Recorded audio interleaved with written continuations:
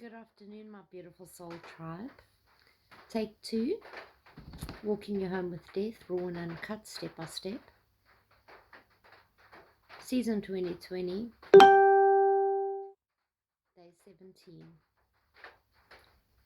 It's raining here today. It's a somber day. I love the sunshine, so I've been struggling a little bit today. I feel lonely and I feel like there's a piece of me missing. Yet we machine through the day and we do what we need to do. And I'm just so grateful for the strength to be able to do that. I'm surrounded by so much love, and I just want to thank each and every one of you yet again for the love and the light and the support, the messages, the offers to assist from everybody. I am so privileged to have this amount of love surrounding me in this very, very painful time. I honor each and every one of you for your part, whether it's sending love and light or whether it was a phone call or a message. Apologies that I can't get to everybody, but it's been crazy. It's like 50,000 people. So just know that you are acknowledged and you are seen. You know, I want to take you back a little bit today because a couple of realizations have come to me, and it's like mind-blowing. It's really mind-blowing. I also want you to understand that this is my own personal individual account of walking with death. Everybody will experience it differently, depending on who we are, what our belief system is, where we come from, our schools, our churches, our upbringing, our parents. I would like, during these videos that I share, for you to be very open-minded. Also, the use of words. Don't close yourself off because it's not within your truth. So for instance, I was raised Christian, and therefore I will refer to God as source energy. But whether you believe it's John or Susan or Universe Mother or Goddess Earth or Jesus or Buddha or Allah, it doesn't really matter. What's in a name? Okay, so keep that in mind. Stay open-minded and get the message behind it. Okay, right, so taking you back a little bit, you know, on the 23rd of March, I was due to fly down to Johannesburg from Maputo to go and fetch my father-in-law. We were a little bit worried about him being in close proximity to all the COVID bullshit that was going on, and we were going to let him come and stay with us up in Mozambique, where we could treat him and spend some time and bond with him for 2 or 3 months until everything settled down. So I was set to fly down and go and fetch him. We would have driven up with his vehicle and would have been away from home for about a day, I suppose. Yeah, that turned haywire. The story is up on Facebook. It was a logistical nightmare, being held on the tarmac with AK-47s against our head, and my luggage being lost and the car breaking down. It was just crazy. I was very upset at that time, and the first month was really hard on me. But back to the evening while I was packing my bags on the 22nd, I had an incredible panic attack, and it's something that I don't generally get. Okay, it was my first real experience with a real panic attack. And it literally felt, if I can physically explain to you, that somebody was taking my heart and actually wringing it, you know, like you wring clothes out. And I felt like there was an ending of sorts coming, but I couldn't quite put my finger on it. And I discussed this with Gert, and he actually got a little bit aggravated with me and said, well, you phoned my dad and tell him you're not coming anymore. I think you're being silly. Everything will be fine. And I should have listened to my intuition that night. It was a little bit of a puzzle piece, a lesson that I needed to learn, that I need to stop doubting my intuition. It's damn sharp and it's spot on every single time. It's 100% spot on 100% of the time. So, sorry, my doggy is like hooked on me. I'm so happy to have her back. Hey, so. And yeah, I boarded the plane, and yeah, I left, and while I was in South Africa that first month, Gers and I had actually spoken about it, and we'd both realized that when my intuition tells me something, we need to damn well listen. So that was the first lesson. I then really went through a hard patch, but really hard. When I say hard, I was a mess on the floor. I literally was bordering on suicide. I just couldn't bear to be away from Gert. You know, Gert and I had a very, very, very intense, close bond. We did everything together. If we went fishing, I went with. If he went hunting, I went with. If I went to a kitchen tea, he went with. We were literally inseparable.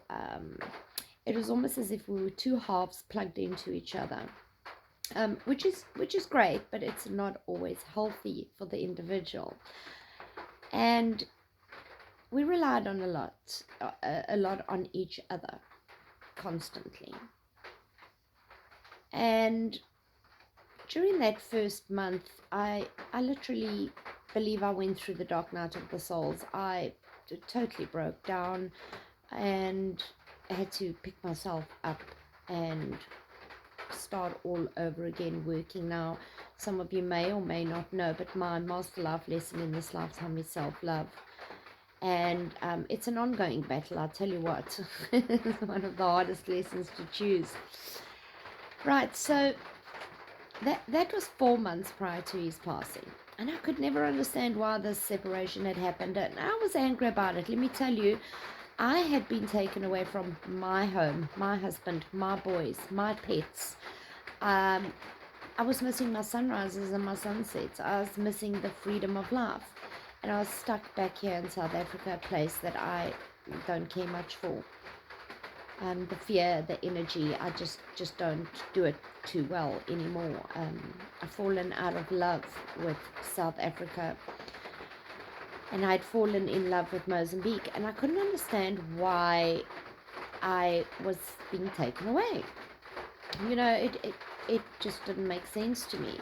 And my guide, Shalo, my trusted old Native American Apache guide, kept on telling me, oh, don't worry, it's not your lesson right now. It's not your... And I was like, okay, damn it. Then tell me what is going on, because I don't know why I have to suffer while everybody else is busy getting a lesson. Okay, that's the human part, all right? Quite normal. Now, in the present, looking back,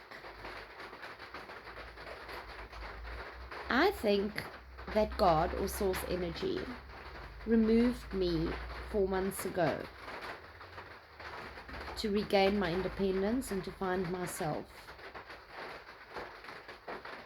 So in actual fact, I have been mourning for my husband for 4 months already, not 17 days. I lost him 4 months ago already. Now, albeit painful, understand that because we were so connected. Had I been with him when he passed and had his smell on my body and had those intense, intimate memories and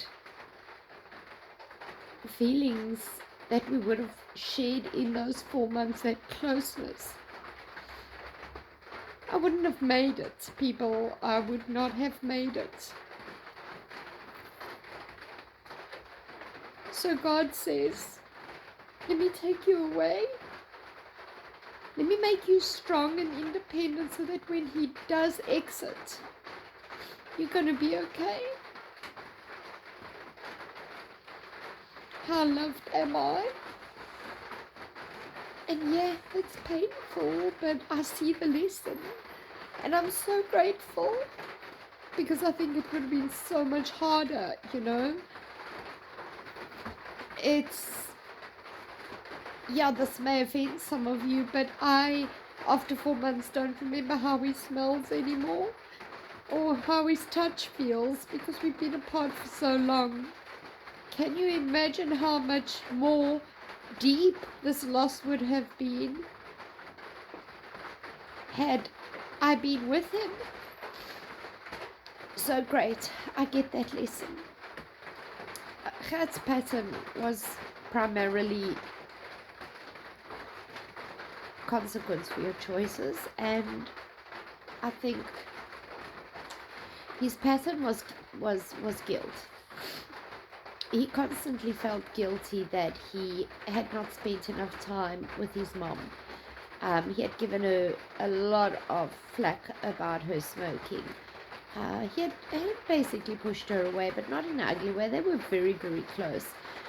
But he really didn't ever have time for her. Like, he had phone and he had want to speak to his dad, and his mom would just want a quick chat with him, and he'd say to her, look, Mom, I can't speak to you now, I'm busy. The client's waiting. Where's my dad? I need to speak to my dad. And he really felt guilty about this. He carried this weight on his shoulders no matter what I tried to teach him or help him with. It was something that he never quite really released himself from. And in the 4 months with me being gone, again, he had this guilt of, had I only known that I wouldn't be with Carol for 4 months, I would have given a little more of my time and a little more attention, chosen her above the work. My husband was very, very work driven. He was an amazing provider. He was an amazing man, full stop. Yeah, he was very focused on supporting his family with the strict Afrikaans background that the man supports. And I honored him for that, and I often stood back if we had a date and he had suddenly have to go and see a client, or a new lead would come in, he would postpone. And I would support him in that. But it did hurt, oftentimes, you know, when you feel he doesn't have time for you, or you're not that important because the client is more important. And it's all about balance, guys. You know, we spoke about it often, and I think in the 4 months he came to realize that his balance was off. And we spoke about it often on the phone, and he had actually got that lesson. He had actually got the lesson. I had sat him down at a stage and said, you know, babes, you feel guilty about shunning your mom and not spending enough time with her, and you're doing exactly the same to your wife. This is your opportunity to change that. And although he heard me and he understood, he just wasn't able to maintain that balance. He would do it for a while and then fall back into his old pattern. And it was okay, but the 4 months apart really helped him grasp that. And he would speak to me often about it and tell me how things are going to change when I come back, because it's not going to be one more client, it's going to be one more Carol, and more time with his family. So I believe that he had gotten his lesson.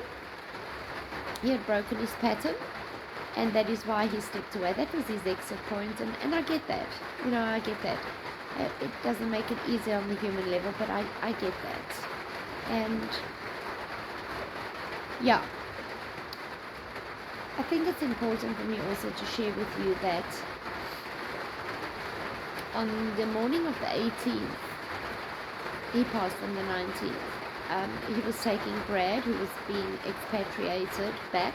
He was going to be in a facility in Nelspruit, government quarantine facility there for 10 or 14 days. And I had phoned him early that morning and asked him, are you guys on the road yet? And he said, no, these bloody kids want to eat again. Well, I said, well, it's a good thing, otherwise they're going to stop you for takeaways. It's going to cost you a packet. So he said, yeah, no, he agrees. And while I was talking to him, I had another panic attack. This time, twice as intense as the first one I had had. It literally felt like somebody was pulling my heart out of my chest, squeezing it out, dropping it on the ground and stamping on it, and I literally couldn't breathe. You know, I was beside myself. And he said to me, babes, what is wrong? And I said to him, you know, remember that panic attack I got on the 23rd? I'm getting another one. And he literally said to me, do you not want me to take Bradley? And I said, no, babes, this is not about Bradley. You need to take Bradley. He needs to get back. And he said, Carol, be specific. Put your finger on it this time. You were right last time. And you know, my exact words to my husband on the 18th was, I sense an ending, Gert, a death. I will never see you again.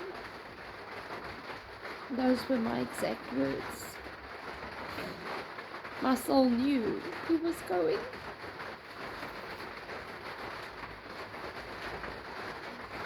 And he laughed and he said to me, my darling, we're going to be together so soon, I promise you.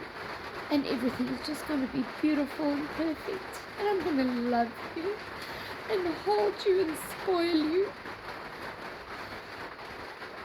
And I now understand what that meant. He meant in the next lifetime. Because his soul also knew he was leaving, so he didn't lie.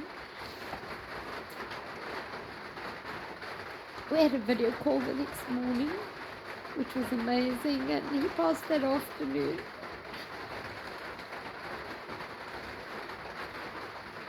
So yeah,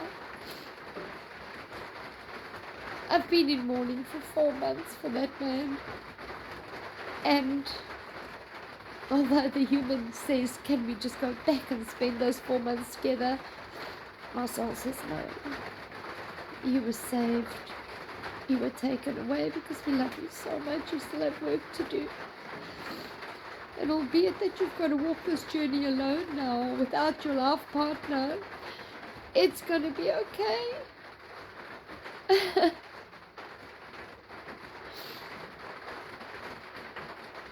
Yeah. So I understand the lesson. I had to step away so that Gert could learn his lesson, release it, and leave.